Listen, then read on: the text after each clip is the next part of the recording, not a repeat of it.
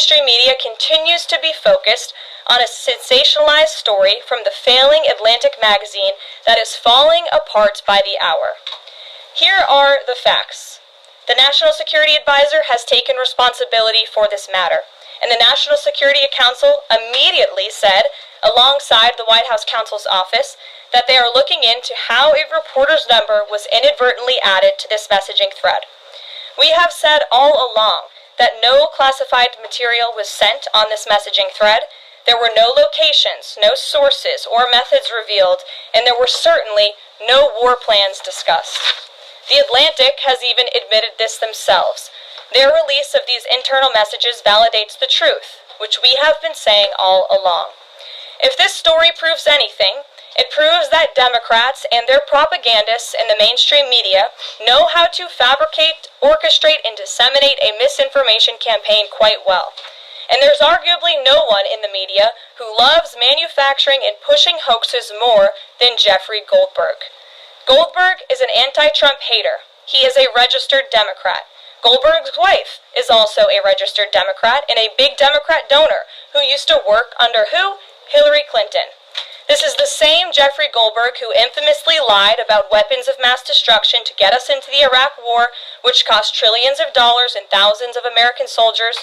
And how else has Goldberg discredited himself?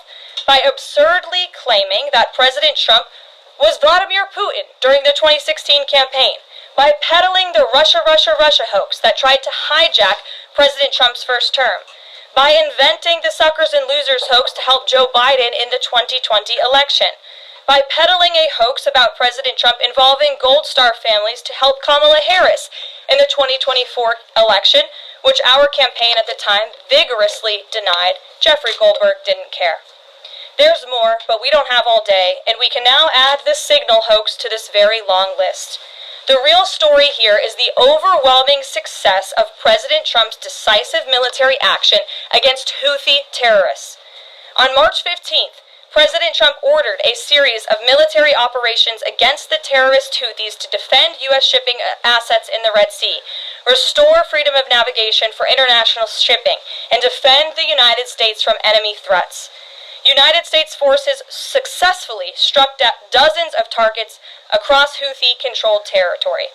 And as a result of these actions, several Houthi leaders were killed, including the Houthi drone chief, his deputy, and several of their drone experts and other key leaders. We also destroyed command and controlled facilities, weapons manufacturing facilities, and advanced weapons storage locations. And it's important to remember why this powerful action took place in the first place.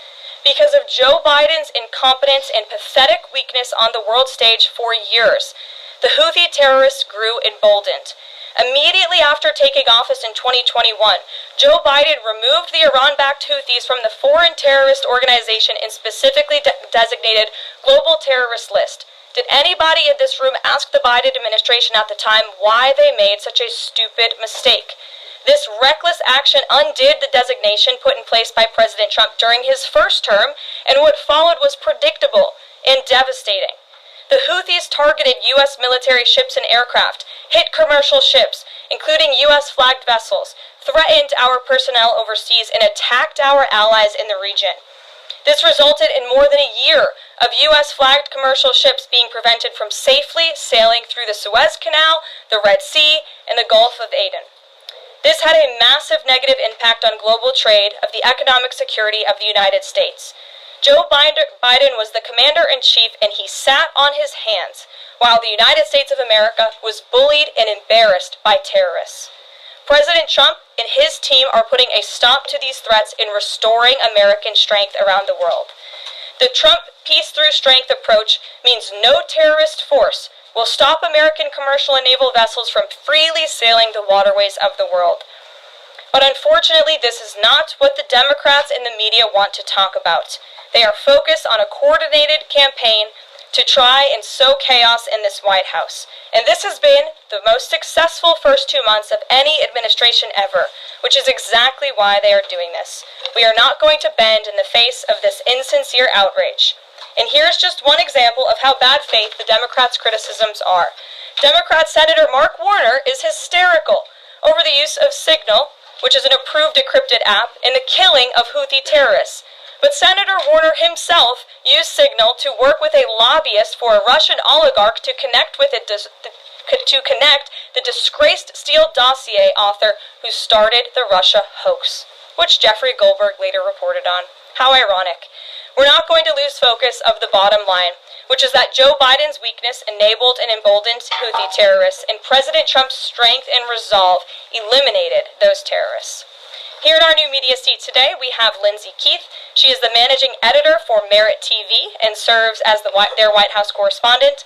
Merit TV launched 1 year ago and creates and distributes content across diverse platforms. We're glad to have you with us, Lindsay. Please kick us off.